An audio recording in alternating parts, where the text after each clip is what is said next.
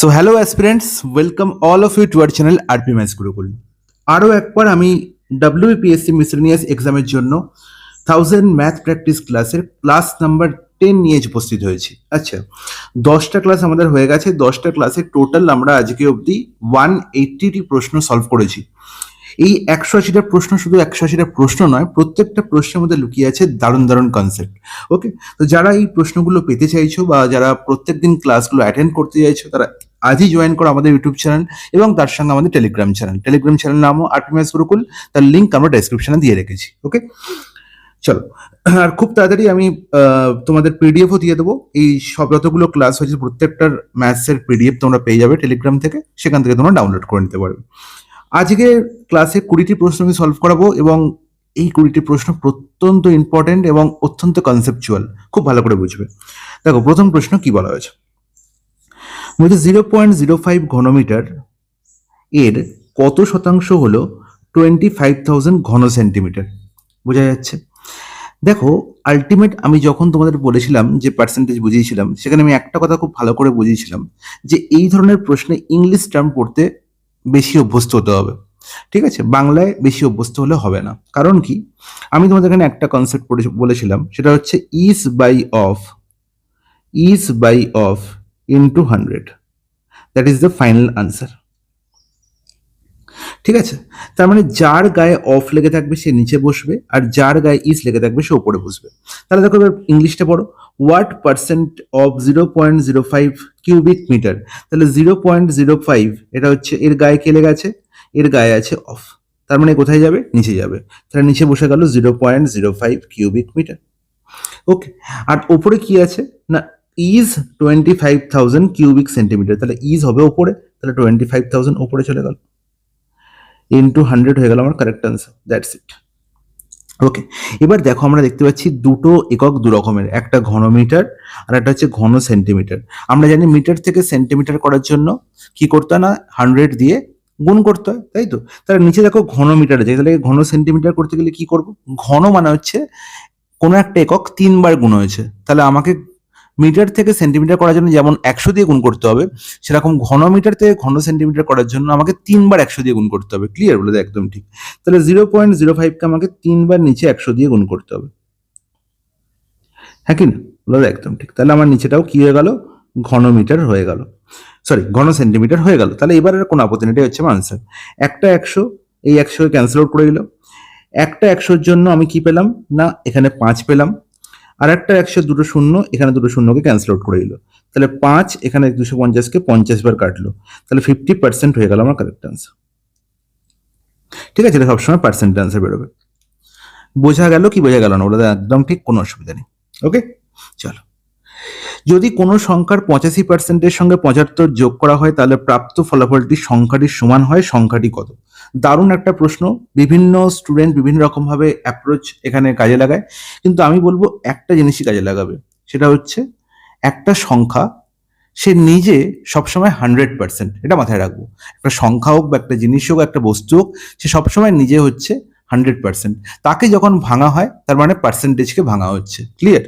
তাহলে এবার দেখো কি বলা হয়েছে, যদি কোনো সংখ্যার 85%, তাহলে সংখ্যাটি পুরোপুরি হচ্ছে 100%, পুরোপুরি হচ্ছে 100%।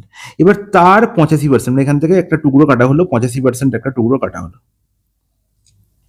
ওকে, এবং এর সঙ্গে 75 যোগ করা হয়েছে, এর সঙ্গে 75 যোগ করা হয়েছে, এবং যোগ করার ফলে কি হয়ে গেল, প্রাপ্ত ফলাফলটি যেটা যোগফল পেলাম সেটা সংখ্যাটির সমান হয়। তাহলে সংখ্যাটির সমান হওয়া মানে 100%ই আবার হয়ে গেল। বলো ক্লিয়ার কি ক্লিয়ার? বলো একদম ঠিক। এবার বাচ্চারাও বলতে পারবে, 85%-এর সঙ্গে 15% যোগ করলে আমরা পাই 100%। ইজ নট ইট? বলো একদম ঠিক। আর এই 15%-এর জায়গাতে আমার বলা আছে কি না 75 যোগ করা হয়েছে। বলো ক্লিয়ার কি ক্লিয়ার? বলো একদম ঠিক। তাহলে 15%-এর ভ্যালু হচ্ছে কত, 75। নির্ণয় করতে হবে সংখ্যাটি কত। তাহলে 15% ভ্যালু যদি 75 হয়, তাহলে 100%-এর ভ্যালু মানে নির্ণয় করতে হবে। 15কে 5 গুণ করলেই 75 পাই, তাহলে 100-কে 5 গুণ করে দেবো, গল্প শেষ। তার মানে হচ্ছে 500 হয়ে গেল কারেক্ট আনসার। সংখ্যাটির ভ্যালু কত, 500। কোথায় আছে? Option number A. বলো ক্লিয়ার কি ক্লিয়ার? না একদম ক্লিয়ার, কোনো আপত্তি নেই। নেক্সট প্রশ্ন দেখো, 344 মিটার দরে, 344 পার মিটার দরে, আচ্ছা তার মানে হচ্ছে এক প্রতি মিটারের দাম 344 টাকা দরে কাপড় বিক্রি করা হয়েছে। তার মানে এই যে দামটা প্রতি মিটার, এটা কি সেলিং প্রাইস, বিক্রি করা হয়েছে মানে এটা সেলিং প্রাইস। ক্লিয়ার হলো? একদম ঠিক। একজন দোকানদার 57% ক্ষতি হয়। আচ্ছা, তাহলে 57% এখানে ক্ষতি দেওয়া আছে, এখানে সেলিং প্রাইস দেওয়া আছে। তাহলে পার্সেন্টেজে যদি ক্ষতি থাকে আমার, তাহলে সেই পার্সেন্টেজ থেকে আমি ক্ষতির পার্সেন্টেজ থেকে আমি সেলিং প্রাইস পার্সেন্টেজ বা বিক্রয় মূল্যের শতকরা আমি নির্ণয় করতে পারি। বলে একদম ঠিক। তাহলে 57% ক্ষতি, তাহলে এটাকে যদি আমি কিসে নির্ণয় করি, এটাকে যদি আমি পার্সেন্টেজ নির্ণয় করি, তাহলে কত হয় ভ্যালু? তাহলে আলটিমেট আমি বলতে পারি এখান থেকে খুব সহজেই, যেখানে 100 মাইনাস 57% আমার বিক্রি করা হয়েছে। সিপি যদি 100 হয়, 57 আমার ক্ষতি হয়েছে, তাহলে CP minus loss is equal to হচ্ছে কি এসপি। তাহলে 100 মাইনাস 57 মানে হচ্ছে কত? 43% আমার বিক্রি করা হয়েছে। তাহলে এই 43%-এরই ভ্যালু হচ্ছে কত বলা হয়েছে দাদা? না 43%-এর ভ্যালু বলা হয়েছে এখানে 344 টাকা প্রতি মিটারের দর। ক্লিয়ার? বলে একদম ঠিক। এবার বলেছে আমাকে 71% লাভ করতে হলে প্রতি মিটার কাপড় কত টাকা দরে বিক্রি করতে হবে। তাহলে 71% লাভটাকে যদি সেলিং প্রাইস পার্সেন্টেজ ট্রান্সফার করে, তাহলে কি বলবো? 100 প্লাস 71 মানে হচ্ছে 171%-এ আমাকে বিক্রি করতে হবে। তাহলে 43%-এর ভ্যালু 344 হয়, 171%-এর ভ্যালু কত সেটাই আমাকে নির্ণয় করতে হবে। 43-কে কত গুণ করলে 344 হয়? দাদা দেখতে পাচ্ছি 8 3 24 4, 8 4 32 2 34। তার মানে এখানে 8 গুণ হয়েছে, কারণ অবভিয়াসলি এখানেও 8 গুণ হবে। তাহলে এখানে 8 গুণ হলে 171-এর 1 হচ্ছে ইউনিট ডিজিট, তাহলে 1-এর সঙ্গে 8 করলে আনসার হবে যেটা, তার ইউনিট ডিজিট 8 হবে। বাকি গুণ করার দরকার নেই, একমাত্র অপশন এইটি দেখতে পাচ্ছি 8 আছে ইউনিট ডিজিট। আর কোথাও 8 কি আছে? বলুন না, একদম নেই। কারণ অপশন এ হয়ে গেল কারেক্ট আনসার। বলো ক্লিয়ার কি ক্লিয়ার না? একদম ক্লিয়ার। 164, যদি কোনো পণ্যের বিক্রয় মূল্য 25% বৃদ্ধি করা হয় এবং লাভও 20% থেকে বেড়ে 30% হয়, তাহলে ক্রয় মূল্য কত শতাংশ বৃদ্ধি পেয়েছে? দারুণ একটা প্রশ্ন, 4-5টা স্টার দিয়ে রাখো। ঠিক আছে, প্রশ্ন দেখি তোমাদের মাথায় অনেক রকম প্রশ্ন আসে এবং পরীক্ষা হলে আলটিমেট ভাবতেই পারো না এই প্রশ্নটা। দেখো কি বলা হয়েছে, যদি কোনো পণ্যের বিক্রয় মূল্য 25% বৃদ্ধি করা হয়, তার মানে আলটিমেট কি বলা হয়েছে না, প্রথমে একটা আমার সেলিং প্রাইস ছিল, খুব ভালো করে বুঝবে, প্রথমে কোনো একটা সেলিং প্রাইস ছিল, সেটা আলটিমেট বৃদ্ধি হয়ে কিছু একটা হয়েছে। দেখো 25% বৃদ্ধি করা হয়েছে মানে 100 জিনিসে 25 বৃদ্ধি হয়ে 125 হয়েছে, হ্যাঁ কি না? তাহলে সেলিং প্রাইস 100 থেকে 125 হয়েছে। ক্লিয়ার? বলে একদম ক্লিয়ার, কোনো আপত্তি নেই। তোমরা এটাই কাটাকুটি করে নিতে পারো, কোনো আপত্তি নেই। 25 দিয়ে 25 4-এ 100, 25 5-এ 125, তাহলে 4-5-এও ভাবতে পারো তোমরা, 100 125 না ভেবে এটাকে 4-5-এও ভাবতে পারো, তাতেও কোনো আপত্তি নেই। তাহলে 4-এর জিনিস এখন 5-এ বিক্রি করা হচ্ছে, বা আগে এটা 4-এ বিক্রি করা তো, এখন সেটা 5-এ বিক্রি করা হয়েছে। That's it. এবার কি বলা হলো না, বিক্রয় মূল্য এত বৃদ্ধি করা হয়, তাহলে লাভও 20% থেকে বেড়ে 30% হয়। তার মানে আগে 4 ইউনিটে বিক্রি করলে 20% লাভ হতো। তাহলে আমি একটু আগে বললাম যে লাভ পার্সেন্টেজ দেওয়া আছে, এখানে সেলিং প্রাইস দেওয়া আছে, তাহলে লাভ পার্সেন্টেজ থেকে আমি এটাকে বলতে পারি যে এটাকে যদি এসপি পার্সেন্টেজ নির্ণয় করি, তাহলে এটার সঙ্গে জাস্ট 100 অ্যাড করতে হবে। তাহলে 120%-এর ভ্যালু ছিল কত? 4 ইউনিট। তাহলে এখন সেটা বেড়ে হয়েছে 30% লাভ। তার মানে হচ্ছে এখন 130%-এর ভ্যালু বলছি আমি 5 ইউনিট। বলো একদম ক্লিয়ার। তাহলে 120%-এর ভ্যালু যদি 4 ইউনিট হয়, তাহলে আমাকে বলো যে সিপি এখান থেকে কি বের করতে পারতাম? আগের সিপি মানে সিপি 1। বলো একদম ঠিক। 120%-এর ভ্যালু 4, তাহলে 100%-এর ভ্যালু কত? সেটাই হতো সিপি। তাহলে 120% যদি 4 হয়, তাহলে আমি বলবো যে সিপি ভ্যালু কত হবে না 4/120 ইন্টু 100, হ্যাঁ কি না? বলো একদম ঠিক। সিমিলারলি SP2 হচ্ছে 5, তাহলে এখান থেকে আমি CP2 পেতে পারবো? বলো পারবো কি? একদম পারবো, কেন পারবো না? তাহলে কালারটা চেঞ্জ করি, তাহলে ব্যাপারটা আরো ক্লিয়ার হবে। তাহলে CP2 কত হবে বলো? তাহলে একই ব্যাপার, তাহলে এখানে 130%-এর ভ্যালু হচ্ছে 5, তার মানে অবশ্যই 5/130 ইন্টু 100 হয়ে যাবে আমার কি CP2। বলো ক্লিয়ার কি ক্লিয়ার না? একদম ক্লিয়ার। তাহলে আমার বলেছে যে ক্রয় মূল্য কত শতাংশ বৃদ্ধি হয়েছে, তাহলে CP1 আর CP2 এর মধ্যে আমাকে নির্ণয় করতে হবে, ডিফারেন্স নির্ণয় করতে হবে, তবেই আমি কি পাবো না পার্সেন্টেজ পাবো। আগে এমডি বৃদ্ধি পাবো, তারপরে পার্সেন্টেজে বৃদ্ধি পাবো। তাহলে এমডি বৃদ্ধি কত দেখতে পাচ্ছি? আর এখানে দেখতে পাচ্ছি এখানে 100, এখানে একটা শূন্য করে ক্যান্সেল আউট করে দাও 12, এখানে একটা শূন্য ক্যান্সেল আউট করে দাও, এখানে 4 3-এ 12 কাটাকুটি হয়ে গেল। তারপর আলটিমেট দেখতে পাচ্ছি এখানে 10/3, এখানে 50/13, হ্যাঁ কি না? তাহলে আমি 50/13 থেকে আমি কি বিয়োগ করবো? 10/3। তাহলে এটা হচ্ছে আমার বৃদ্ধি। তাহলে কত শতাংশ বৃদ্ধি? বৃদ্ধি সবসময় ইনিশিয়ালের উপর হয়, তার মানে 10/3-এর উপর বৃদ্ধি হয়েছে ইন্টু 100, এটা হচ্ছে আমার পার্সেন্টেজের সিপির ইনক্রিজ।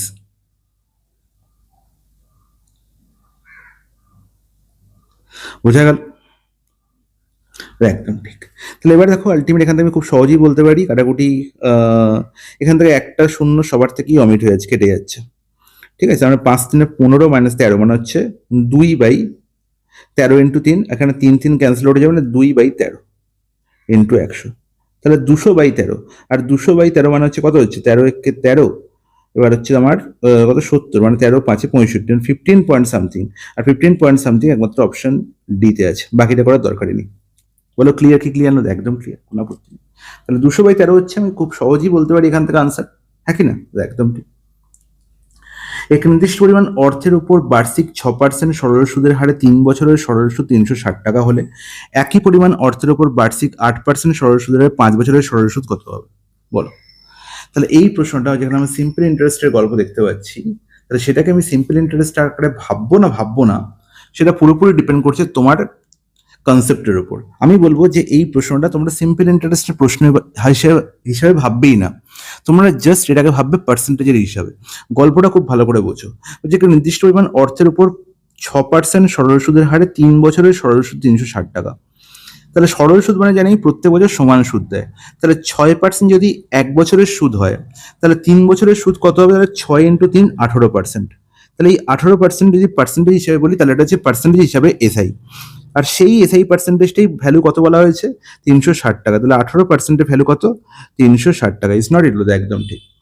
একই পরিমাণ অর্থের উপর, অর্থ একই আছে, বার্ষিক 8% সরল সুদের হারে 5 বছরের সরল সুদ কত হবে? তাহলে 8% এখন হয়ে গেছে, কি হয়ে গেছে?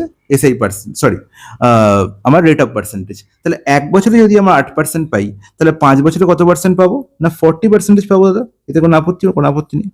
তাহলে 40%-এর ভ্যালু কত হবে সেটাই আমি জানতে চেয়েছি, হ্যাঁ কি না? বলো একদম ঠিক। তাহলে 18 থেকে 360 হয়েছে, মানে কত গুণ হয়েছে? 20 গুণ হয়েছে। তাহলে এখানেও 20 গুণ করে দাও, গল্প শেষ। বলো 40 × 20 মানে কত হবে দাদা? 800। তার মানে হচ্ছে আমার 800 টাকা হচ্ছে আমি এখন ইন্টারেস্ট পাচ্ছি বা সিম্পল ইন্টারেস্ট পাচ্ছি। কোথায় আছে? অপশন বি হয়ে যাবে কারেক্ট আনসার। বলো কতটা ক্লিয়ার? 100% ক্লিয়ার, কোনো আপত্তি নেই। নেক্সট প্রশ্ন। একজন দোকানদার 1 এপ্রিল বা 1 এপ্রিল 2025 তারিখে একটি ব্যাংক থেকে বার্ষিক 9% সরল সুদের হারে 7500 টাকা ঋণ নিলেন।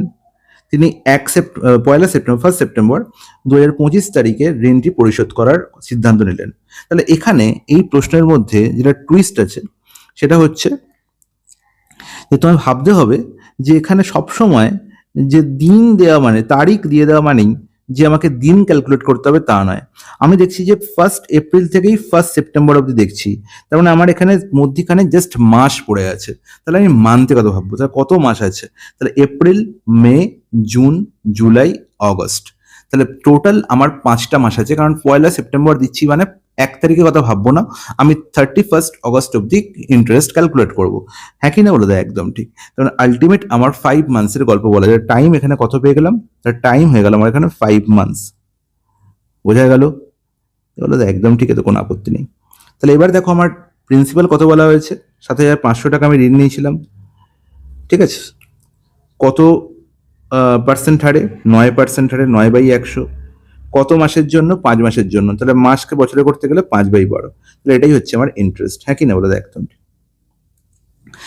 তাহলে এবার দেখো আমি ইন্টারেস্ট বার করবো, বাকিটা তো 7500-র সঙ্গে অ্যাড হয়ে যাবে। তাহলে ইন্টারেস্ট আমি দেখতে পাচ্ছি এখানে দুটো শূন্য ক্যান্সেল আউট হয়ে গেল, ঠিক আছে? আর এখানে নিচে 12 আছে, তাহলে এখানে আচ্ছা একটা কাজ করো, দুটো শূন্যকে ক্যান্সেল আউট করো না, তাহলে তোমার ক্যালকুলেশনে অসুবিধা হবে। তুমি কি করবে? এখানে দেখো 3 দিয়ে 3 3 9, 3 4 12, 4কে দিয়ে এখানে দুটো শূন্য মানে হচ্ছে 25, হ্যাঁ কি না? বলো একদম ঠিক। কোনো ব্যাপার না। তাহলে আলটিমেট হলো কি না, এখানে হলো আমার 75 ইন্টু 25 3 75 ইন্টু 5। তাহলে আলটিমেট উপরে গেল 75 ইন্টু 25 3 75 ইন্টু 5 বাই নিচে হচ্ছে 100। তাহলে হোয়াট এভার যেটাই আমার উপরে গুণফল হোক না কেন, আমার আলটিমেট পয়েন্টের পরে ইউনিট ডিজিট কত হবে? 5 হবে, কারণ এখানে দুটো শূন্য আছে। আর এখানে উপরের গুণফলের ইউনিট ডিজিট কত আসছে? 5 আসছে, হ্যাঁ কি না? বলো এটা ইউনিট ডিজিট কিন্তু, বলে দেয় একদম ঠিক। তাহলে আলটিমেট আমি যখন 7,500-র সঙ্গে অ্যাড করব, তাহলে পয়েন্টের পরে ইউনিট ডিজিট আমার 5ই আসবে। আর পয়েন্টের পরে একমাত্র দেখতে পাচ্ছি এখানে পূর্ণ সংখ্যা আনসার, এখানে পূর্ণ সংখ্যা আনসার কোনোভাবেই আনসার হতে পারে না। তাহলে পয়েন্টের পরে ইউনিট ডিজিটে 5 আছে একমাত্র অপশন ডিতেই, বাকি অপশন সিতে আনসার হতে পারে না। তাহলে এইভাবে কিন্তু আমরা প্রশ্নের সলিউশন ভাববো, কোনোভাবেই কিন্তু আমরা পুরোপুরি সমাধান করব না, এবং এটাতে আমাদের সময় বাঁচবে এবং আর একটা প্রশ্নে আমি খুব তাড়াতাড়ি যেতে পারবো। ঠিক আছে, যারা এসএসসি সিজিএল দিতে যাচ্ছ পরের বছর, সেই সমস্ত স্টুডেন্টদের জন্য আমি বলবো যে তারা এই প্রসেসটা ফলো করার চেষ্টা করো, কারণ আলটিমেট আমাদের কিন্তু 30 সেকেন্ডের মধ্যে বা 20 সেকেন্ডের মধ্যে প্রশ্নের সলিউশন করতে হবে। ওকে, চলো নেক্সট প্রশ্নে চলে যাই।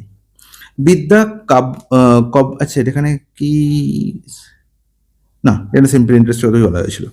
বিদ্যা কাব্যকে কি বলছে, কব্বাকে কি বলছে, 3 বছরের জন্য বার্ষিক 4% চক্রবৃদ্ধি সুদের হারে 6,000 টাকা ধার দিল, 3 বছর পর বিদ্যা মোট কত টাকা পাবে? আচ্ছা, তার মানে এখানে কম্পাউন্ড ইন্টারেস্টের গল্প বলা হয়েছে। আচ্ছা, একটা কথা খুব ভালো করে মনে রাখবে যে এই প্রশ্ন আমরা একটা অন্যরকম ভাবে সলভ তোমায় দেখাচ্ছি, যেটাকে আমরা বলে থাকি ট্রি মেথড, এবং যারা আমার ক্লাস করে তারা এই মেথডের সঙ্গে খুব ভালো করে পরিচিত, অথবা পাস্কাল মেথড।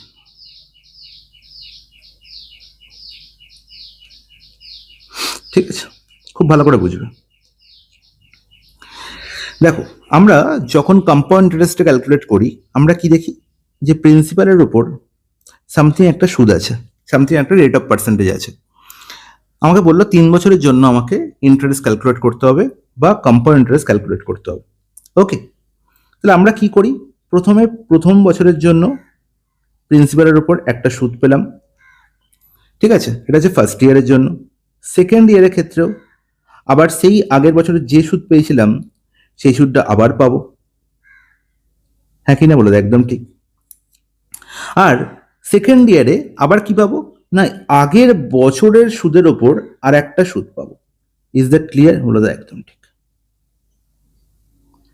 হ্যাঁ কি না? তাহলে এই যে পার্টটা এলো, এই পার্টটা হচ্ছে সুদের ওপর সুদ। ঠিক আছে, প্রথমে ওপরের এই যে পার্টটা, এটা হচ্ছে আমার প্রিন্সিপালের ওপর সুদ। নেক্সট ইয়ারে মানে থার্ড ইয়ারে এসে আমি আবার প্রিন্সিপালের উপর আর একটা সুদ পাবো। ঠিক আছে, তাহলে আলটিমেট আমি প্রিন্সিপালের উপর একবার, দুবার, তিনবার সুদ পেলাম প্রিন্সিপালের উপর থার্ড ইয়ার পর্যন্ত। বলো ক্লিয়ার কি ক্লিয়ার না? আর এই যে 3বার সুদ পেলাম, এই 3বার সুদ হচ্ছে, 3টা কিন্তু সংখ্যা, কতবার সুদ ক্যালকুলেট করছি, এই 3টা হচ্ছে এসআই বা সিম্পল ইন্টারেস্টের সঙ্গে সমান, এবং এটা হচ্ছে আমার কি, এটা হচ্ছে আমার ডাইরেক্ট প্রিন্সিপালের উপর সুদ ক্যালকুলেট করা হয়েছে। বলো তো, একদম ঠিক। নেক্সট সেকেন্ড ইয়ার কথা আমি ভেবে নিয়েছি যে সুদের ওপর সুদ পাবো। থার্ড ইয়ারে এসে একবার তো প্রিন্সিপালের উপর সুদ পেয়েছি, আর দুবার, এই আগে যে দুবার প্রিন্সিপালের উপর সুদ পেয়েছিলাম আগের 2 বছর, সেই 2 বছরের জন্য দুবার সুদ পাবো। কোন বছরে এসে না, থার্ড ইয়ারে এসে। তাহলে এখানে দুবার আমি আগের 2 বছরের সুদের ওপর সুদ ক্যালকুলেট করলাম। ক্লিয়ার? বলে একদম ঠিক। এখানেই সীমিত নয়, আমি আর একবার সুদ ক্যালকুলেট করতে হবে, যেটা হচ্ছে সেকেন্ড ইয়ারের সুদের ওপর সুদ ছিল, তার ওপর আরো একবার সুদ পাবো। ক্লিয়ার? বলে দেয় একদম ঠিক। তাহলে এবারে দেখো, থার্ড ইয়ারে এসে প্রিন্সিপালের ওপর আমি 3বার সুদ পেয়েছিলাম, আর সুদের ওপর সুদ আমি কবার পেয়েছি না, 2 + 1, টোটাল 3বার এখানেও পেয়েছি। আর সুদের ওপর সুদ আলটিমেট কতবার পেয়েছি না, একবার পেয়েছি। তাহলে এই হচ্ছে আমার টোটাল, আমার সুদ ক্যালকুলেট করা হচ্ছে কতবার না, 3, 3 আর 1। কিন্তু এগুলো কিন্তু যোগ করে দেবে না, তাহলে কিন্তু সমস্যা হয়ে যাবে। এবার দেখো খুব ভালো করে বুঝো যে 6,000 টাকা হচ্ছে আমার প্রিন্সিপাল। হ্যাঁ কি না? 6,000 টাকা হচ্ছে আমার প্রিন্সিপাল। তাহলে এর ওপর আমার 4% হারে এসআই কতবার ক্যালকুলেট হচ্ছে? 3বার। তাহলে 6,000-এর ওপর 4% করলে কত টাকা হয়? আমরা দেখতে পাচ্ছি 240 টাকা। তাহলে এই 240 টাকা কবার ক্যালকুলেট হয়েছে? 3বার ক্যালকুলেট, 240 × 3। তাহলে হয়ে গেল আমার 720 টাকা। বলো ক্লিয়ার কি ক্লিয়ার? ওটা একদম ক্লিয়ার, কোনো আপত্তি নেই। আচ্ছা, এখানে একটু কালারটা চেঞ্জ করে নিই, তাহলে এবারটা বুঝতে সুবিধা হবে। তাহলে এটা হচ্ছে আমার ইন্টারেস্ট ক্যালকুলেট হচ্ছে। ঠিক আছে, কম্পাউন্ড ইন্টারেস্ট ক্যালকুলেট হচ্ছে। তাহলে এই 720 টাকা হচ্ছে আমার সিম্পল ইন্টারেস্ট। এবার হচ্ছে আমার সুদের ওপর সুদ। সুদের ওপর সুদ মানে হচ্ছে এই 240 টাকা আমি সুদ পেয়েছিলাম, এর ওপর সুদ। দেখো, এই 240 টাকার ওপর 1 + 2, 3বার সুদ ক্যালকুলেট হয়েছে। তাহলে 240 টাকার উপর 4% করলে কত হবে? তাহলে এখানে দেখতে পাচ্ছি 0 কেটে গেল, তাহলে 24, এখানে হচ্ছে 4, মানে হচ্ছে 96, মানে 9.6। তাহলে 9.6 টাকা ইন্টারেস্ট পেয়েছি কবার, না 3বার। তাহলে 3বার ক্যালকুলেট, মানে 3 6 18 8, 3 9 27 একে 28, তাহলে 28.8। হ্যাঁ কি না বলে? একদম ঠিক। আর এই যে সুদ ওপর সুদ, তার উপর আমি সুদ একবার ক্যালকুলেট করেছি, তাহলে 9.6 এর ওপর একবার 4% ক্যালকুলেট হয়েছে। ঠিক আছে, তাহলে 9.6 4% মানে হচ্ছে কত হচ্ছে আমার, এখানে 4 6 24 4, হাতে 2, 4 9 36 2 38। তাহলে এখানে দশমিক 1 ঘর পরে ছিল, নিচে 100 থাকার জন্য আরো 2 ঘর পর এগিয়ে আসে, মানে 0.384। তাহলে 0.384 এটা হচ্ছে একবার ক্যালকুলেট হয়েছে, তাহলে 0.384 অ্যাড হয়ে যাবে। ক্লিয়ার? তাহলে টোটাল সুদ কত পেলাম? এখানে হচ্ছে 4, এখানে হচ্ছে 8, 8 আর 3 11 1, হাতে 1, 8 আর 1 9, 2 এর 2 4, 7, তাহলে 749.184। তাহলে 749.184 হচ্ছে আমার compound interest, total compound interest. Clear বলে? একদম ক্লিয়ার। তাহলে 749.184 এর সঙ্গে আমার 6000 যোগ করতে হবে, তাহলে 6749.184 আমি টোটাল টাকা ফেরত পাবো। তাহলে 6749.184 নেই, শুধু 18 অব্দি গল্প আছে, 2 দশমিক পর 2 দশমিক অব্দি। ওকে, এখানে এটা লেখা উচিত ছিল যে অ্যাপ্রক্স ভ্যালু পেতে হবে। ওকে, তাহলে অপশন সি এর কারেক্ট আনসার। এবার এই যে মেথডটা তোমাদের বললাম, এই মেথডটা আরো ভালো করে শিখতে হলে তোমরা আমাকে কমেন্টে জানাও, আমি কম্পাউন্ড ইন্টারেস্টের উপর একটা স্পেশাল ক্লাস তোমার দিয়ে দেবো, বা আমার কম্পাউন্ড ইন্টারেস্টের যে তোমার পুরো ক্লাস করানো আছে, যেটা হচ্ছে আমাদের ভিওডি ক্লাস করানো আছে, সেই ক্লাসের লিঙ্ক তোমাদের দিয়ে দেবো, তোমরা সেখান থেকে খুব সহজেই এই মেথডটা প্র্যাকটিস করে করে শিখে নিতে পারবে। ওকে, চলো।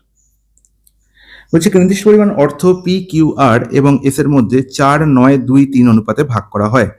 যদি কিউ আর এর তুলনায় 560 বেশি পায়, তাহলে এস এর প্রাপ্য অংশ কত? তাহলে খুবই ইজি। তাহলে এখানে দেখতে পাচ্ছি পি কিউ আর এস এর অনুপাত হচ্ছে কত? 4923। বলেছে কিউ আর এর তুলনায় 560 বেশি পেয়েছে, তাহলে দেখতে পাচ্ছি কিউ আর এর তুলনায় এখানে কত পেয়েছি? 9 আর 2 এর মধ্যে ডিফারেন্স কত? 7। তাহলে কিউ আর এর তুলনায় এখানে 7 ইউনিট বেশি পেয়েছে, আর 7 ইউনিটের ভ্যালু কত বলা হয়েছে? 560 টাকা। এটাই হচ্ছে প্রশ্নের আনসার। বেশ গল্প। সেবার কি বলেছে?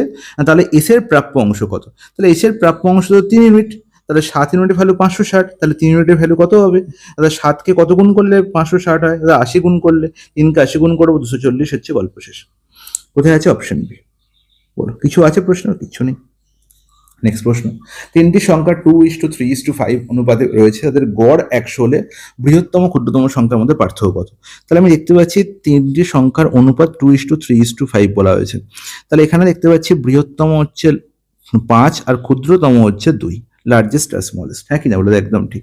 তাদের গড় বলা হয়েছে 100, তাহলে গড় যদি 100 হয়, তিনটির সংখ্যার গড় 100, তাদের সাম কত হবে? ইন্টু 3। হ্যাঁ কি না? আর ইন্টু 3 মানে 300। তাহলে এখানে দেখতে পাচ্ছি 5 আর 2 7 আর 3 10। হ্যাঁ কি না? সরি, 5 আর 3, হ্যাঁ 5 আর 2 7 আর 3 10, ঠিক আছে। তাহলে 10-এর ভ্যালু কত বলা হয়েছে? 300 বলা হয়েছে। আমায় নির্ণয় করতে হবে কি? ক্ষুদ্রতম আর বৃহত্তম পার্থক্য। তাহলে 5 আর 2 এর ডিফারেন্স কত? 3 এর ভ্যালু নির্ণয় করতে হবে। তাহলে 10-এর ভ্যালু যদি 300 হয়, তাহলে 1-এর ভ্যালু হচ্ছে 30, আর 3-এর ভ্যালু হচ্ছে কত? 90। অপশন বি হয়ে গেল কারেক্ট আনসার। বলো ক্লিয়ার কি? ক্লিয়ার? একদম ক্লিয়ার, কোনো আপত্তি নেই। দেখো 170 নম্বর প্রশ্নে কি বলা হয়েছে? দেখো তিনটে রেশিও বলা হয়েছে, পি ইস টু কিউ এর ভ্যালু বলা হয়েছে এখানে। এখানে আমি দেখতে পাচ্ছি কিউ ইস টু আর এর ভ্যালু বলা হয়েছে, আর এখানে বলা হয়েছে আর ইস টু এস এর ভ্যালু। এই ধরনের প্রশ্ন তোমরা অনেকবার সলভ করেছি। এই প্রশ্নটা যেটা তোমরা এখন দেখতে পাচ্ছ, তোমরা বলবে দাদা তাহলে আমি তো শিখিয়েছেন এরকম পি কিউ আর লিখে নিই, দিয়ে প্রত্যেকটা নিচে নিচে ভ্যালুগুলো পুট করে দিই। পি এর ভ্যালু যখন 6, তখন কিউ এর ভ্যালু 11, যখন কিউ এর ভ্যালু 5, তখন হচ্ছে আমার আর এর ভ্যালু 4, আর হচ্ছে যখন আর এর ভ্যালু হচ্ছে 9, তখন এস এর ভ্যালু হচ্ছে, আচ্ছা এখানে এসও আছে, এস এর ভ্যালু হচ্ছে কত? 7। ব্যাস, তাহলে এবার ফাঁকা জায়গাগুলো পূরণ করে দিই। দেখতে পাচ্ছি প্রথম যে ঘরটা, এই ঘরটার মধ্যে দেখতে পাচ্ছি যে পি আর কিউ এর 6 আর 11 দেখতে পাচ্ছি, আর এস ফাঁকা। তাহলে আর এস এ কারা বসবে? না তার ঠিক নিকটবর্তী যে ঘর তার ভ্যালু। তাহলে এস আর কিউ এর নিকটবর্তী ঘর, সরি এস আর এর নিকটবর্তী ঘরকে কিউ, তাহলে কিউ এর ভ্যালু বসিয়ে দাও। এখানে 11, এখানে 11। সিমিলারলি পরের সিরিজে আমি দেখতে পাচ্ছি, দেখো পরের রোতে আমি কি দেখতে পাচ্ছি না কিউ আর আর আমি দেখতে পাচ্ছি 5 আর 4 বসে আছে। তাহলে এস এর ঘর ফাঁকা, তাহলে এস এর ঘরের কার ভ্যালু বসবে? ঠিক তার নিকটবর্তী বন্ধুর ভ্যালু। নিকটবর্তী বন্ধুকে আর, তাহলে আর এর ভ্যালুকে 4, 4 এর ভ্যালু 4 এখানে বসিয়ে দাও। সিমিলারলি কিউ এর ভ্যালু হচ্ছে 5, কিউ হচ্ছে পি এর বন্ধু, তাহলে পি এর ভ্যালু কি হবে? 5।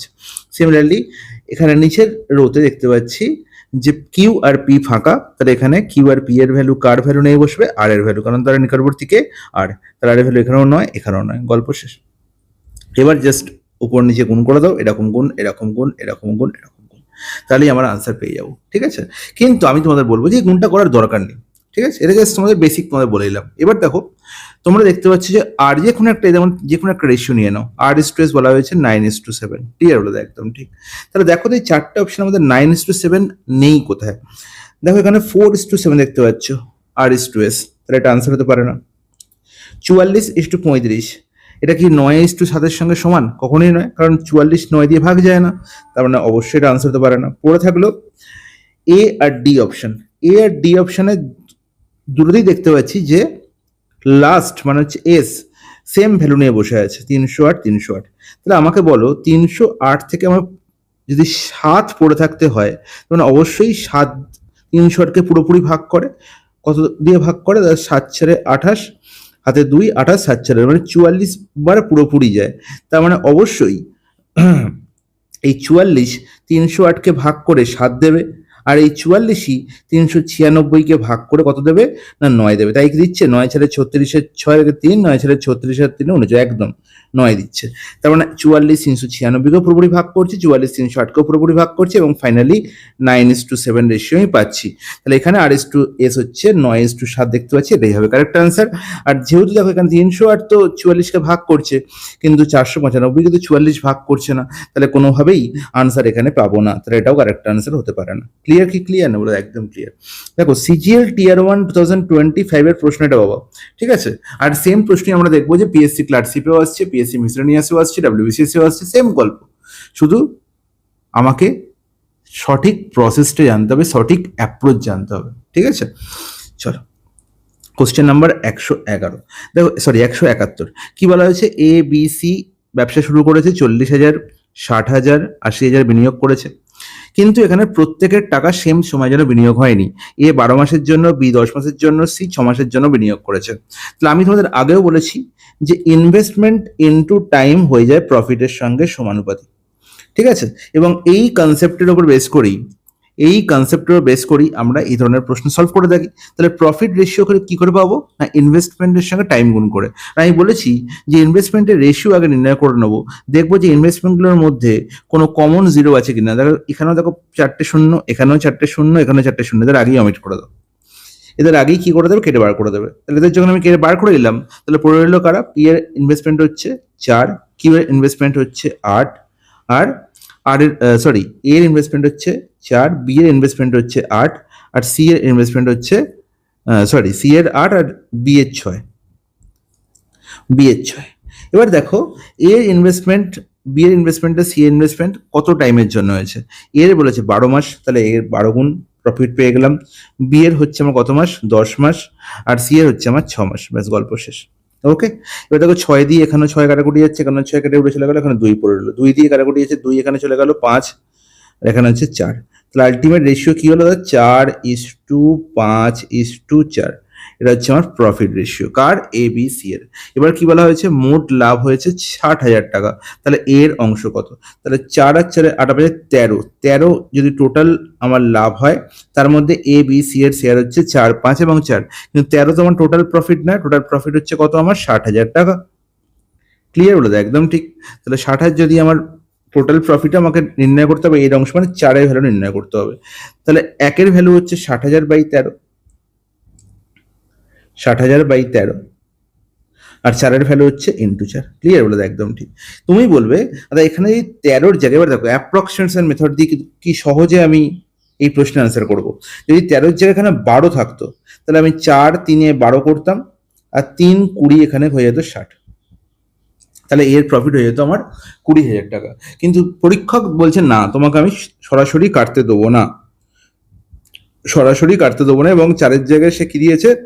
সরি 13-র জায়গায় সে 12-র জায়গায় সে কি দিয়েছে? 13 দিয়েছে। তাহলে যদি আমি নিচে 13-র জায়গায় 12 নিই, তার মানে নিচে ছোট সংখ্যা নিই, তাহলে উপরের ভ্যালু 20,000 হয়, মানে বেশি হয়। তখন অবশ্যই যখন আমি 12-র জায়গায় 13 লিখছি, মানে নিচে বড় সংখ্যা দিয়ে ভাগ করছি, তার মানে উপরের ভ্যালু 20,000 অপেক্ষা একটু কম হবে। আর 20,000 অপেক্ষা একটু কম সেটা অবশ্যই 15,000 হবে না এবং 12,000 হবে না এবং 20,000 বেশিও হবে না, তখন অপশন সি হবে কারেক্ট আনসার। তাহলে এইটুকু অ্যাপ্রক্সিমেশন মেথড তোমায় কিন্তু কাজে লাগাতেই হবে সেকেন্ডে আনসার করার জন্য। ক্লিয়ার? তাহলে নিচে 1 কমার জন্য কখনো সেটা 5,000 ডিফারেন্স হবে না। ক্লিয়ার? তাহলে সেটা সাধারণত 20,000 একটু কম, মানে 18-19-এর মধ্যেই বিলং করবে। তো 18,461.5 পড়ে যাবে কারেক্ট আনসার। কোনো রকম কোনো আমার আনসার করার দরকার নেই। ওকে, চলো নেক্সট প্রশ্ন চলে যাই। নেক্সট প্রশ্ন হচ্ছে আমাদের 172। দেখো কি বলা হয়েছে না, 5টি সংখ্যার গড় 56, তাদের মধ্যে 4টি সংখ্যা হলো 35, 42, 32 এবং 26। দেখো এই ধরনের প্রশ্ন তোমাদের সবসময় বলবো এইভাবে সলিউশন করবে। কিভাবে? 5টি সংখ্যা বলা হয়েছে, 1, 2, 3, 4 আর 5। গড় 56, মানে প্রত্যেকটাকে আমি ধরে নিতে পারি 56-র সঙ্গে সমান। আমি পঞ্চমটাকেও আমি ধরে নিলাম 56। কিন্তু দেখতে পাচ্ছি প্রথম সংখ্যা বলা হয়েছে কত না, 4টি সংখ্যা বলা হয়েছে 35, 42, 32 এবং 26। তাহলে এরা প্রত্যেকেই 56-র সঙ্গে সমান হতো, তাহলে আমি বলতাম যে এই 5th নাম্বারটিও 56 হবে। কিন্তু এখানে দেখতে পাচ্ছি প্রত্যেকটা সংখ্যা 56 অপেক্ষা ছোট, 56 অপেক্ষা ছোট। তাহলে কত ছোট নির্ণয় করো। তাহলে 35 56 অপেক্ষা কত ছোট, তাহলে 56 মাইনাস 35 কত হবে, তাহলে 21, 21 ছোট। তাহলে 56 অপেক্ষা 42 ছোট, কত ছোট, দেখতে পাচ্ছি এখানে 14 ছোট। তাহলে এখানে 56 থেকে 32 বিয়োগ করলে কত হবে, 24 হবে। আর 56 থেকে 26 বিয়োগ করলে কত হবে, 30 হবে। তাহলে এই 1, 2, 3 এবং 4, মানে 4টি সংখ্যা আলটিমেট 21, 14, 24 এবং 30 ছোট নিয়ে বসে আছে। টোটাল কত ছোট নিয়ে বসে আছে, টোটাল কত ছোট নিয়ে বসে আছে, আলটিমেটের যোগফল কত হচ্ছে দেখতে পাচ্ছি। এখানে 4 আর 4 8 আর 1 9, আর এখানে 3 আর 2 5, আর 1 6 আর 2 8, 89 আমি দেখতে পাচ্ছি এটা ছোট বসে নিয়ে বসে আছে।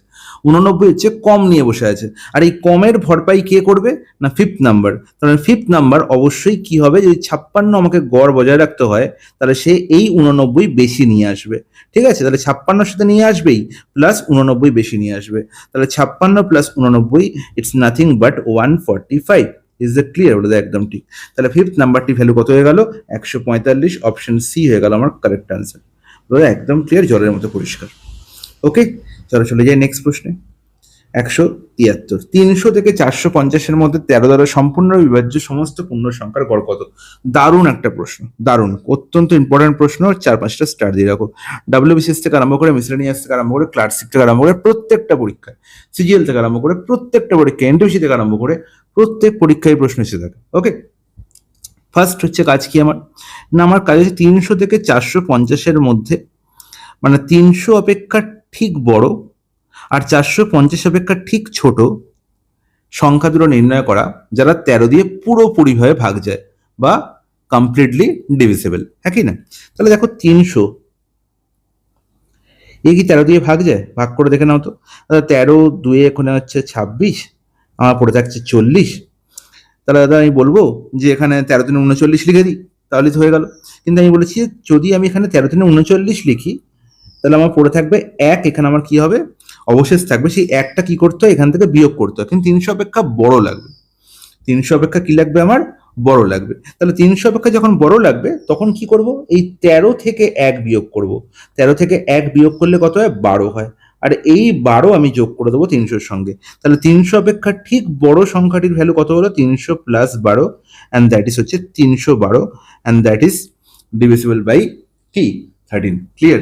তাহলে 300 অপেক্ষা ঠিক বৃহত্তম সংখ্যা যেটা 300 দিয়ে পুরোপুরি ভাগ যায় সেটা হচ্ছে 312। ক্লিয়ার? বলে দেয় একদম ঠিক। এবার দেখো, এবার হচ্ছে আমার 450 অপেক্ষা ছোট সংখ্যা যেটা আমার 13 দিয়ে পুরোপুরি ভাগ যায়। 13 3 39, এখানে হচ্ছে কত, 60, 4 13 52, একই না? তাহলে কত পড়ে থাকছে, 8 অবশেষ পড়ে থাকছে। তাহলে এই 8 আমি কি করে দেবো, 450 থেকে বিয়োগ করে দেবো। তাহলে 450 থেকে 8 বিয়োগ করলে আমি কত পাবো, 442। তাহলে 442 আমার কি হবে, পুরোপুরি ভাগ যাবে কি দিয়ে, 13 দিয়ে। একদম ঠিক। তাহলে 312 আর 442 হচ্ছে সেই দুটো সংখ্যা যারা 13 দিয়ে ভাগ যায়। তাহলে এবার বলো 312 থেকে 442-এর মধ্যে এমন কোন কোন সংখ্যা আছে আর 13 দিয়ে ভাগ যায়, বা বলতে পারি 13-র গুণিতক। ঠিক আছে, তার মানে এখানে একটা সিরিজ তৈরি হবে, সিরিজটা কিরকম? 312, তারপরের সংখ্যাটা 312 প্লাস 13, তারপরের সংখ্যাটা 312 প্লাস 13 প্লাস 13, এরকম করে লাস্ট সংখ্যাটা কত পেয়েছি? 442। তাহলে আলটিমেট এর মধ্যখানে কতগুলো সংখ্যা আছে আমি জানি না। তাহলে আলটিমেট এখানে যে সিরিজটা তৈরি, সিরিজটা কি সিরিজ গো? এটা হচ্ছে এরিথমেটিক প্রোগ্রেশন বা সমান্তর প্রগতি সিরিজ, কারণ প্রত্যেকটা সংখ্যার মধ্যে ডিফারেন্স 13 করে, কারণ এটা 13-র গুণিতক। একদম ক্লিয়ার, এতে কোনো আপত্তি নেই। তাহলে এই যে সিরিজটা হলো, এটা হচ্ছে এপি সিরিজ বা সমান্তর প্রগতি সিরিজ হলো। এবার সমান্তর প্রগতি সিরিজের সাম আমি কি করে নির্ণয় করি? দাদা n/2, n হচ্ছে এই 312 থেকে 442-এর মধ্যে এমন কতগুলো সংখ্যা আছে যেটা পুরোপুরি 13 দিয়ে ভাগ যায় বা 13-র গুণিতক। ঠিক আছে, তাহলে n হচ্ছে সেই সংখ্যাটা। আমি এর ভ্যালু নির্ণয় করা কিন্তু কোনো দরকার নেই, কেন নির্ণয় করা আমি বলছি।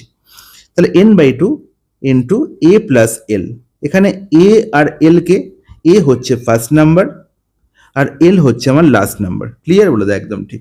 এটা হচ্ছে সাম, আমার নির্ণয় করতে হবে সমস্ত পূর্ণ সংখ্যার গড় মানে অ্যাভারেজ।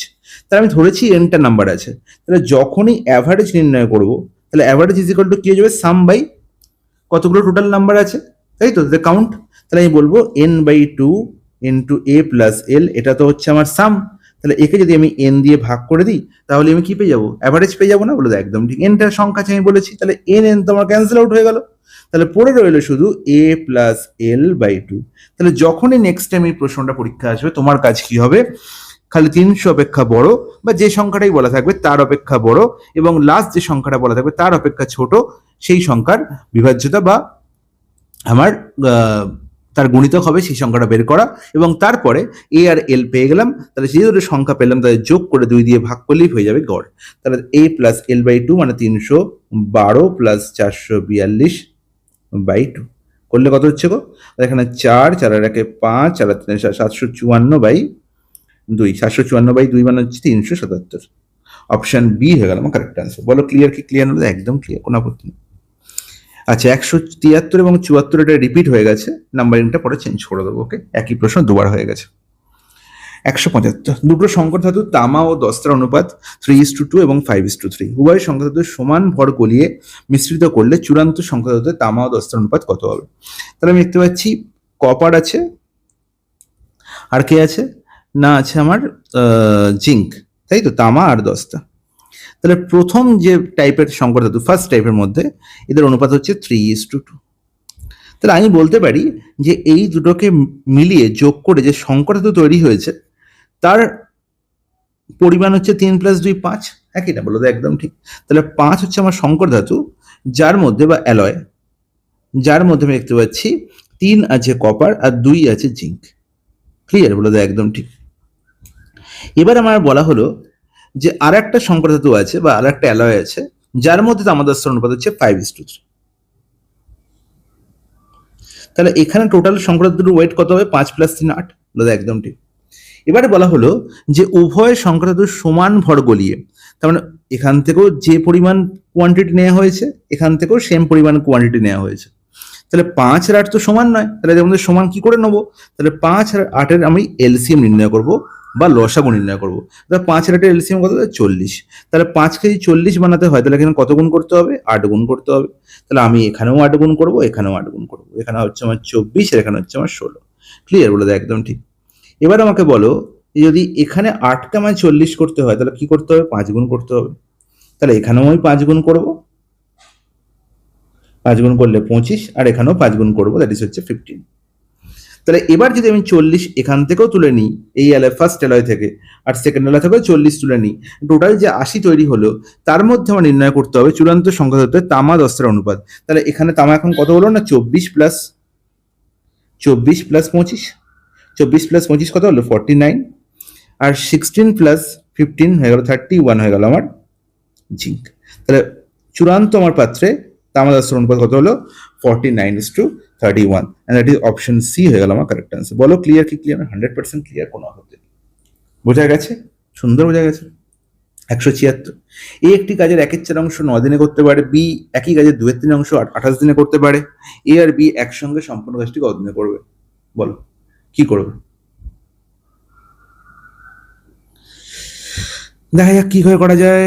বলছে দাদা আমি এখানে এ একটি গাছের 1/4 অংশ 9 দিনে করছে, তাহলে এ পুরো কাজটি কতদিনে করবে? এই 1/4 যদি 9 দিনে করে তাহলে 1 অংশ করবে কত দিনে? না 9 × 4 days মানে 36 দিনে। বলে দাদা একদম ঠিক।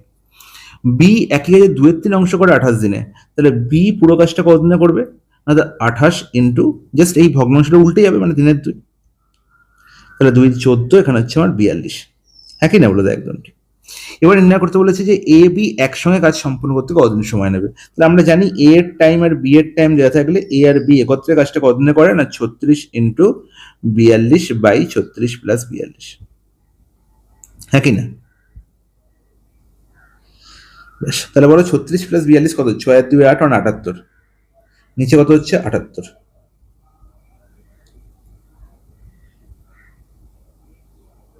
তাহলে 78 যদি হয় তাহলে 6 দিকে 6 6 36, 6 দ্বারা 78।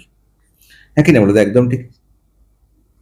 তাহলে 252/13, অপশন বি হয়ে গেল আমার কারেক্ট আনসার। বলো ক্লিয়ার? 100% ক্লিয়ার। 177 বলছে আর এস এবং টি যথাক্রমে 20, 15, 10 দিনে একটি কাজ সম্পন্ন করতে পারে। খুব ভালো কথা। তাহলে আর করতে পারছে কতদিনে? 20 দিনে। এস করতে পারছে কতদিনে? 15 দিনে। আর টি করতে পারছে কতদিনে? আমার 10 দিনে। ক্লিয়ার? বলে একদম ঠিক। এবার যখনই 3টে গল্প আমি দেখতে পাচ্ছি ডিফারেন্ট ডিফারেন্ট মানুষের ডিফারেন্ট ডিফারেন্ট টাইম, আমার সেখান থেকে প্রথম কাজ হচ্ছে টোটাল ওয়ার্ক নির্ণয় করে নেওয়া। টোটাল ওয়ার্ক কি করে পাওয়া যায়? এদের এলসিএম করে। তাহলে 20, 15, 10 এলসিএম হচ্ছে 60। আর আমি এখান থেকে আর এর এফিসিয়েন্সি কি পাবো? 60/20 3, 60/15 4, আর 60/10 6। এই হচ্ছে আমার 3জনকার এফিসিয়েন্সি। ক্লিয়ার? বলে একদম ঠিক। এবার দেখো অঙ্ক শুরু হচ্ছে। বলছে আর শুরু থেকে শেষ পর্যন্ত কাজ করে, মানে আর প্রত্যেক দিন কাজ করেছে, এটা শিওর। এবার বলছে এস ও টি পর্যায়ক্রমে একদিন অন্তর কাজ করে। তাহলে আমি বলতে পারি গল্পটা এরকম হয়েছে, আর তো প্রতিদিন কাজ করেছে, তাহলে আর এর সঙ্গে একদিন এস করেছে, আর এর সঙ্গে একদিন টি করেছে। গল্পটা এরকম। হ্যাঁ কি না? এবার আর এর সঙ্গে এস প্রথম দিন করেছে না আর এর সঙ্গে টি প্রথম দিন করেছে, সেটা এখানে বলে দেয়। যেখানে দেখা যাচ্ছে টি প্রথম দিন থেকে কাজ শুরু করে, তার মানে আর এর সঙ্গে টি প্রথম দিন কাজ করেছে, তারপরের দিন আর টি এর বিশ্রাম, তারপরের দিন আর এর সঙ্গে এস কাজ করেছে। আচ্ছা, আর টি একত্রে একদিনে কত পরিমাণ কাজ করতে পারে? আর 3 ইউনিট কাজ করে, আর টি 6 ইউনিট কাজ করে, মানে 3 + 6 9 ইউনিট কাজ করছে। আর আর তো 3 করছে, আর এখানে এস কত করছে? 4। তার মানে আর প্লাস এস 7 ইউনিট করছে। হ্যাঁ কি না? তাহলে প্রথম দিনে এটা হচ্ছে প্রথম দিনের কাজ 9 ইউনিট, আর এটা হচ্ছে দ্বিতীয় দিনের কাজ 7 ইউনিট। তাহলে 9 + 7 টোটাল 16 ইউনিট কাজ হচ্ছে। 16 ইউনিট কাজ হচ্ছে কত দিনে? না 2 দিনে, 2 days। আমাকে 60 ইউনিট করতে হবে কাজ। তাহলে ডাইরেক্ট কি 16-র মাল্টিপল 60? না। তাহলে 60-এর কাছাকাছি 16-র মাল্টিপল কি হবে? এখানে আমি দেখতে পাচ্ছি যে 3 16 হচ্ছে আমার 48। তাহলে আমি 48 ইউনিট অব্দি ডাইরেক্ট মাল্টিপল পেয়ে গেলাম। তাহলে 48 ইউনিট কাজ করতে কতদিন সময় লাগবে? তাহলে এখানে 3 গুণ হয়েছে কাজ, তাহলে এখানেও টাইমও 3 গুণ হয়, মানে 6 days লাগবে আমার। কোনো আপত্তি? কোনো আপত্তি নেই। ঠিক আছে, মানে 6 দিন আমার কাজ হলো, 48 ইউনিট কাজ হলো। ঠিক আছে, তাহলে 6 দিনে আমি দেখতে পাচ্ছি যে আর প্লাস টি এবং আর প্লাস এর সবাই কাজ করে ফেলেছে। এবার সপ্তম দিনে তাহলে দেখতে পাচ্ছি প্রথম দিনে যে কাজ করেছে সেও আবার সপ্তম দিনে কাজ করবে না, অড ডেতে সে কাজ করবে। তাহলে প্রথম দিনে কাজ করেছিল আর প্লাস টি, তার মানে সপ্তম দিনে এসে 7th ডেতে এসে কে কাজ করলো? না আর প্লাস টি 9 ইউনিট কাজ করলো। তাহলে 9 ইউনিট কাজ হয়ে যাওয়াতে কত হলো? না 48 + 9 57 ইউনিট কাজ হয়ে গেল। আর পড়ে আছে 3 ইউনিট কাজ, কারণ 60 করতে হবে টোটাল। তাহলে আর আমায় 3 ইউনিট কাজ পড়ে আছে। তাহলে এই 3 ইউনিট করতে কতদিন সময় লাগবে? এই 3 ইউনিট কাজ কে করবে? পরের দিন আর প্লাস এস করবে। আর প্লাস এস 7 ইউনিট কাজ করে একদিনে, তাহলে 3 ইউনিট কাজ করবে তারা কত দিনে? তাহলে 3 7 দিনে। কোনো আপত্তি? কোনো আপত্তি নেই। তাহলে আলটিমেট প্রথমে 7 দিন কাজ হয়েছিল, আর এই 3 ইউনিট কাজ হবে 3 7 দিনে। তাহলে আলটিমেট টোটাল কাজ কতদিন হলো? না 7 + 3 7। ক্লিয়ার? তাহলে 7 7 49 + 3 52, 7 দিনে পুরো কাজটা কমপ্লিট হয়ে গেল। অপশন সি হয়ে গেল আমার কারেক্ট আনসার। কোনো আপত্তি থাকলে আমি বলবো সবাই কমেন্টে। বোঝা গেছে? দারুণ একটা প্রশ্ন, অসাধারণ তার কনসেপ্ট, এবং 4-5টা স্টার তো এ চেয়েই থাকে। বলো।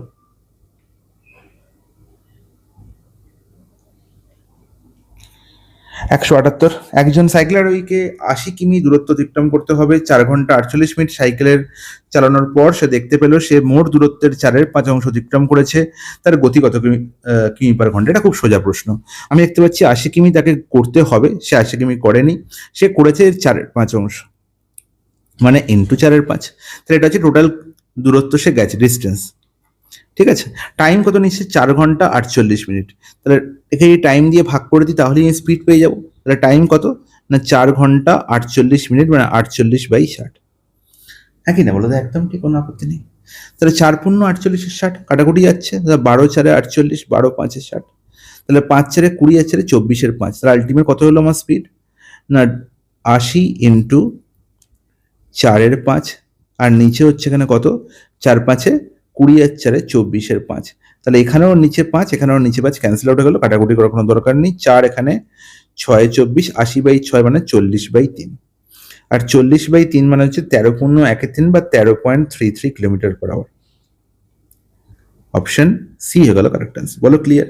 100% ক্লিয়ার। 179, একটি কাঁচের দণ্ড পড়ে 2:3 অনুপাতে 2 খণ্ডে বিভক্ত হয়ে যায়। খুব ভালো কথা। তাহলে 2 একটা ভাগ, একটা 3 একটা ভাগ।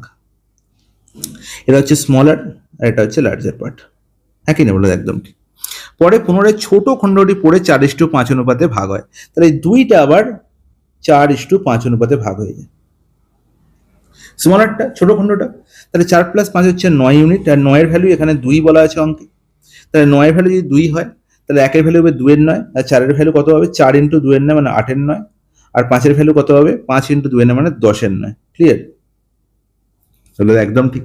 তাহলে এবার আমার নির্ণয় করতে হবে যে 3টে খণ্ডের অনুপাত। তাহলে এটা হচ্ছে প্রথম খণ্ড, এটা দ্বিতীয় খণ্ড, আর তৃতীয় খণ্ডটা আমার কত ছিল না 3। ব্যাস, এখানে 3 লিখে দাও, গল্প শেষ। ঠিক আছে, এই দুটোকে এখানে তুলে দাও। তাহলে এবার দেখো 9 এখানেও আছে, 9 এখানেও আছে, 9 এখানে নেই, তাহলে 9কে দিয়ে প্রত্যেকটা ভগ্নাংশে গুণ করো। তাহলে 8 এর 9কে 9 দিয়ে গুণ করলে 8, 10 এর 9কে 9 দিয়ে গুণ করলে 10, আর 3কে 9 দিয়ে গুণ করলে 27। তাহলে 8:10:27 হিসেবে আমার ফাইনাল আনসার। কোথায় আছে? Option B. আশা করি বোঝা গেছে প্রত্যেকের। চলে যাই নেক্সট প্রশ্ন। 180 নম্বর প্রশ্ন বলছে x⁴n - a⁴n সংখ্যাটি সম্পূর্ণরূপে x - a দিয়ে বিভাজ্য হয়। ঠিক আছে, দারুণ একটা গল্প। বলছে x⁴n আর a⁴n, এই সংখ্যাটা পুরোপুরিভাবে x - a দিয়ে ভাগ করা যায়। এই সংখ্যাটাকে, উপরের সংখ্যাটাকে x - a দিয়ে পুরোপুরি ভাগ করা যায়। মানে বলতে পারি যে x⁴n - a⁴n এর একটা ফ্যাক্টর হচ্ছে x - a। হ্যাঁ কি না? তাহলে আমরা জানি যে n এর ভ্যালু অড হোক অর ইভেন হোক, অড হোক অর ইভেন হোক, x - a একটা ফ্যাক্টর তো পাবোই। কারণ কি? যদি আমি বলি x² - a², তাহলে আমি কি পাবো না x + a × x - a। তাহলে দেখো এর একটা ফ্যাক্টর x - a। সিমিলারলি যদি আমি x³ - a³ বলি, তাহলে বলতে পারি x - a × x² + xa plus a²। তাহলে আলটিমেট দেখো এখানেও একটা ফ্যাক্টর x - a, তাই তো? তাহলে যদি আমি n এর ভ্যালু অড নিই তাহলেও x - a একটা ফ্যাক্টর, যদি n এর ভ্যালু আমি ইভেন নিই তাহলেও x - a একটা ফ্যাক্টর। তাহলে n এর ভ্যালু অড বা ইভেন যাই হোক না কেন, আমি আলটিমেট বলতে পারি যে x - n - a - n always, x⁴n - a⁴n always x - a দিয়ে বিভাজ্য। তাহলে দেখো এখানে 4টে অপশনের মধ্যে কি কি বলেছে? n is strictly an odd number, n is strictly an even number, n is an any natural number, n is strictly a prime number। তাহলে আমি দেখতে পাচ্ছি যে অড আর ইভেন, মানে অড আর ইভেন নেই তো আমি আলটিমেট প্রাইম ন্যাচারাল নাম্বার বলতে পারি। আমরা যে 1 থেকে যে আলটিমেট যত সংখ্যা দেখি, সেই সংখ্যার মধ্যে অড আর ইভেনই তো লুকিয়ে আছে। কিছু সংখ্যাকে 2 দিয়ে ভাগ করা যায়, কিছু সংখ্যাকে 2 দিয়ে ভাগ করা যায় না। ঠিক আছে, যাদের ভাগ করে তারা ইভেন, যাদের ভাগ করা যায় না তারা হচ্ছে অড। তো আলটিমেট এদের মধ্যে যে কোনো নাম্বারই নিই না কেন, আমি সবসময় বলতে পারি যে x⁴n - a⁴n always divisible by x - a। তার মানে সংখ্যাটা n সংখ্যাটা সবসময় একটা স্বাভাবিক সংখ্যা হবে বা ন্যাচারাল নাম্বার হবে। ঠিক আছে, তাহলে n is an natural number. Clear? বলে দাও একদম ঠিক, এতে কোনো আপত্তি নেই। বোঝা গেছে তো? একদম ঠিক, কোনো অসুবিধা নেই। তাহলে এই ছিল আজকে 180 অব্দি দারুণ কয়েকটা প্রশ্নের সমাধান। নেক্সট ক্লাসে আমরা আরো বেস্ট 20টি প্রশ্ন সমাধান করব। ততক্ষণ তোমরা আমাদের টেলিগ্রাম চ্যানেল ফলো করো এবং সেখানে প্রতিদিন তোমাদের জন্য আমি কুইজ তো নিয়েই আসছি। আর তার সঙ্গে তোমরা এই চ্যানেলটিকে সাবস্ক্রাইব করে দিও, আর পারলে একটু বন্ধুদের মধ্যে শেয়ার করে দিও। চলো টাটা।